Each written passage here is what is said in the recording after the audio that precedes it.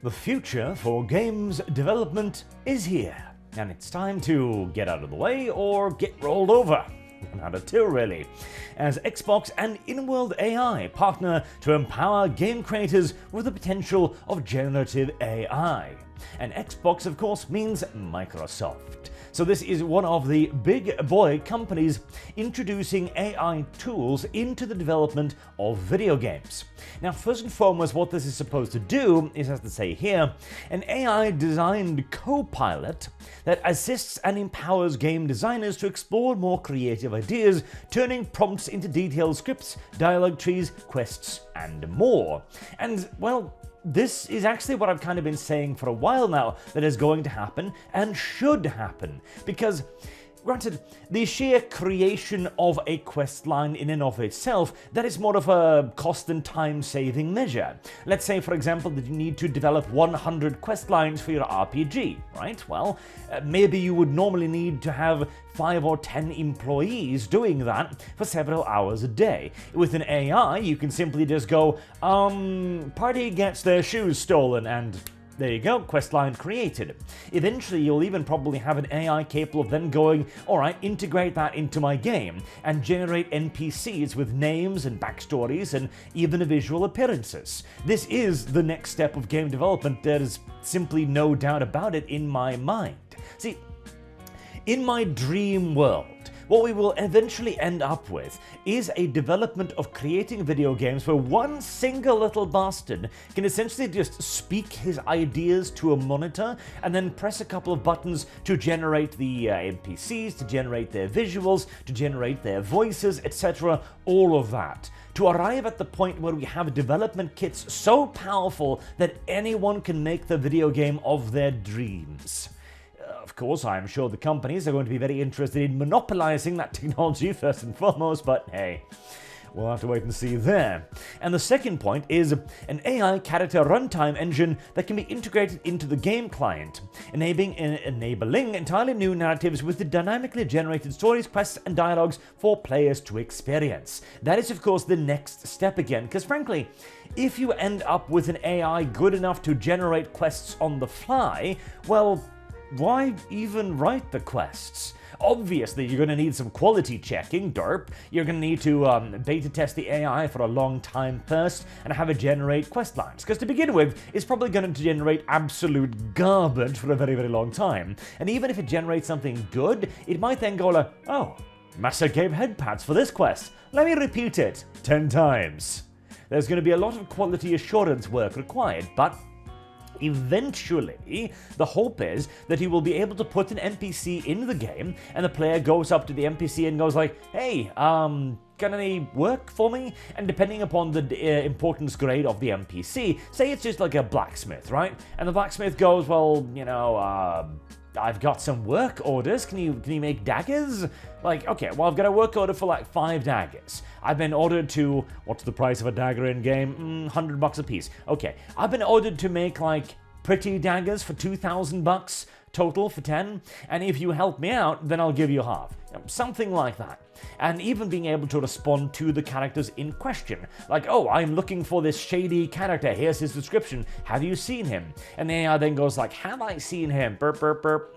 No, I haven't. Okay, do you know anybody who was in this area when it happened? Do I know any burp, burp, burp? Yeah, I do. Look, talk to this guy.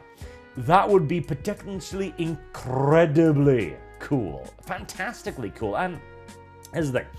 Already, I've seen quite a few people complain about this. I saw one tweet in particular going, oh, games developers must unionize now before it's too late because this will cost people's jobs. And well, one, yes it will, absolutely. Because if the tool can simply replace the writer, which is the end goal of this, then a lot of writers will lose their jobs. A lot of the mediocre writers will lose their jobs. And two, unionize, please do. It'll give Microsoft a roadmap as to who to fire first, as that is all it will achieve. See, here's the thing.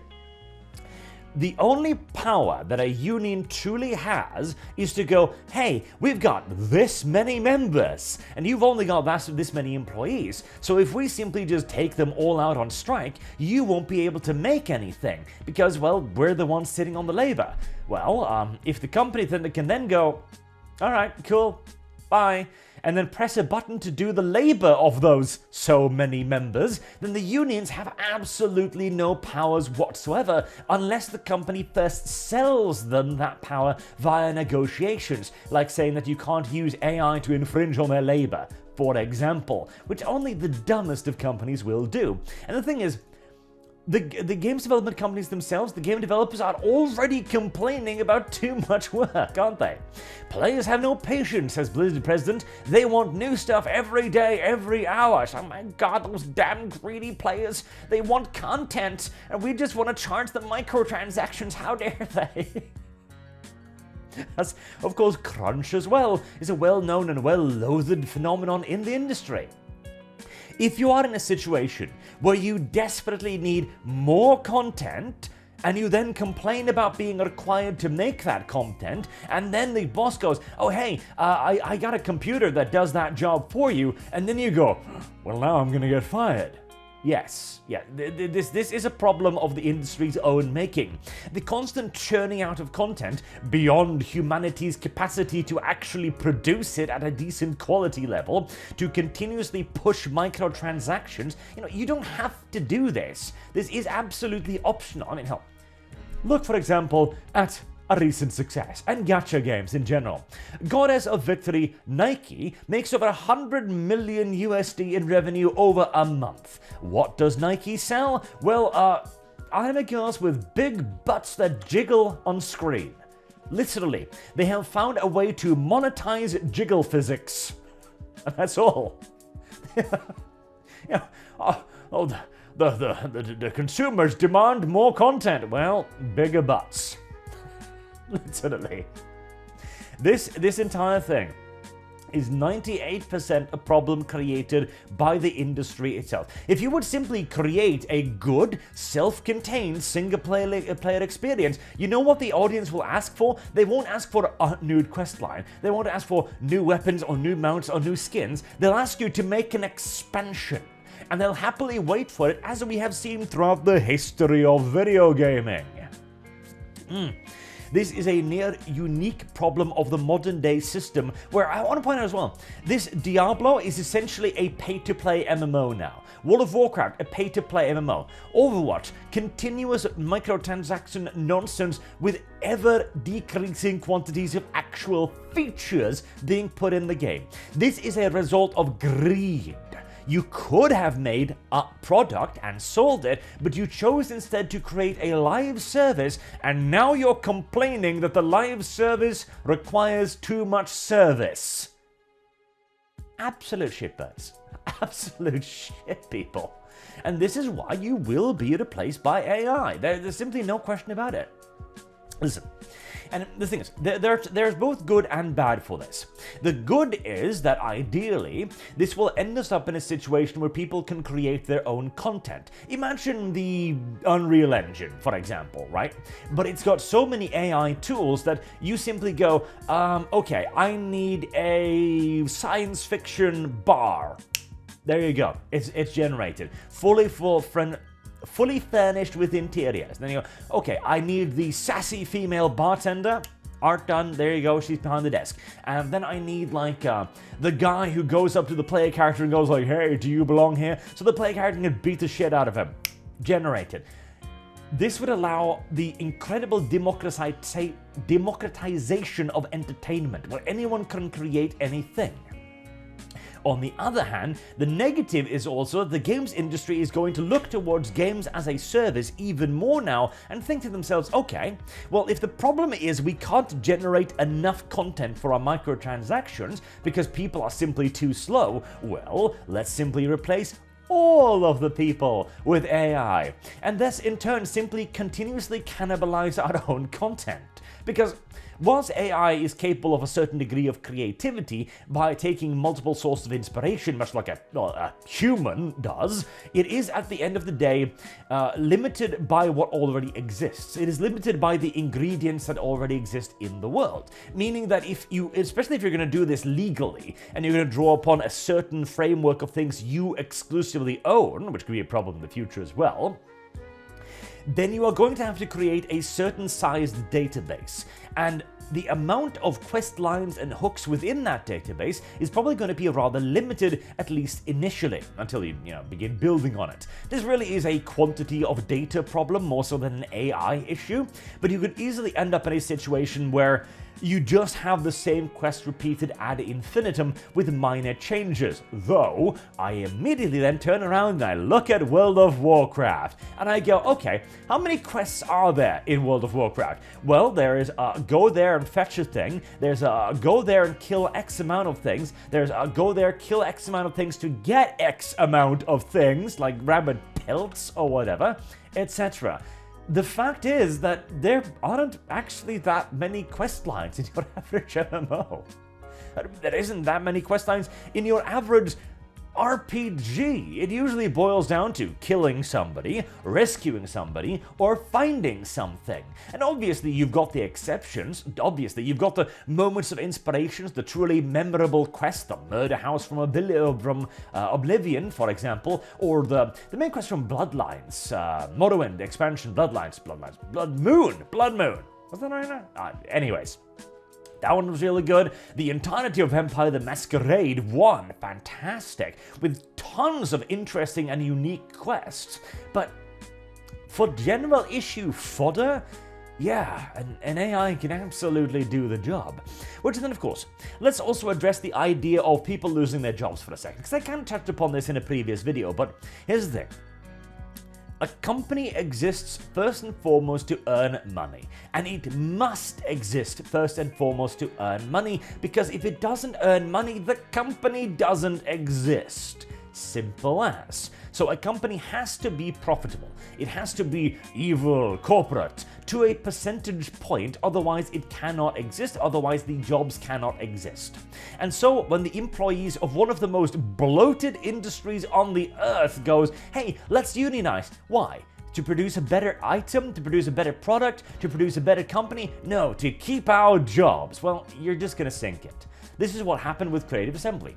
800 employees is not sustainable for a company that basically only makes one goddamn title, which they could probably do on a third of the staff, if not less, as again demonstrated by Twitter. Bloat is a massive issue in the video game industry, and in the TV industry and the entertainment industry in general. And as the companies are beginning to lose more and more money, and investment money, which is the reason why the bloat has been possible in the first place, also begins to dry up, well, you are going to enter into that most mythical of things, a competitive market space. As up until now, we've kind of been able to circumvent that issue near entirely by having the biggest companies on earth having so much goddamn money and an infinite quantity of it due to investors that they could simply just barrel on, regardless of consequences. If somebody actually arose to be a threat to them, they'd simply just buy them. That was the problem with our market structure. Now, hopefully, that will now be fixed to a certain degree as we eventually enter into a more competitive market space again, though even that's a bit of a hopeful issue because, well, that assumes that the big boys like Microsoft won't be able to pivot more quickly than everybody else and thus retain that enormous market share, and thus continue simply just buying up anyone and everyone who makes something that might endanger them. Like this entire thing, for example. Let's assume that in-world AI manages to create a radiant quest giver AI, right? They're the first to do it. That would revolutionize gaming. But if Microsoft simply goes, $1 million, $2 million, $3 million, stop me when I'm getting close, and buy the company and then put it only in their games, then what could potentially change the entire nature of video gaming will be monopolized by one company. And of course, eventually somebody else will figure out how to do it, but that can take a surprising amount of time. Hell, again, look at Total War. What does Total War do? Well, it provides a mix between strategy and tactics. That's what it does. A strategy gameplay followed by a tactical gameplay with large armies. In reality, that should be relatively easy to copy, yet everyone that has tried has failed miserably, and even those who have tried, there's only like a dozen or so examples, perhaps total, in the last, damn near 2 decades worth of Creative Assembly success. Clearly, simply copying something isn't quite as simple as it sounds. But, anywho, I think this is a very good thing on virtually every level. It will cut out a lot of bloat and a lot of mediocre people who probably shouldn't be employed to begin with due to the fact that they're just not good at their jobs. The people who have been employed by friends and family, getting them in on a cushy position rather than those who have gained it through actual honest labor and talent for the art form that they have chosen. Furthermore, it will probably increase the quality of video games, particularly the idea of radiant AI quest givers and managing to create entire quest lines from simple inputs and reactions from NPCs. Not to mention the incredible amount of immersion and life that can inject into a world. The ability to actually have a conversation with any and every NPC you find. Again, it would be an absolute game changer, no doubt about it. And it would also allow the game developers themselves to create far more content, far more quickly, and far more economically. This also has been one of the big barriers to entries for normal people trying to make a video game. The sheer quantity of cash required to get all of the artists, to get the voice acting, to get the programming, to get the writing, etc., as one individual can only do so many things at the same time, of course, unless they wish to simply limit themselves to a far more, contained vision, which can work as well, of course. You can make what is essentially a visual novel with a compelling plotline and gain success that way, but you're never going to make Mass Effect that way, if you get my general drift. So I think that the introduction of AI into more and more writing and more elements of game design is going to be absolutely fantastic for pretty much everyone involved, except for those who probably shouldn't be involved to begin with. The diversity, English, hires amongst us. Do let me know what you think in the comment section down below, though, and until next time, I have been Arch. Thank you very much for watching, and I do hope to see you all again soon. Till then, have a good day.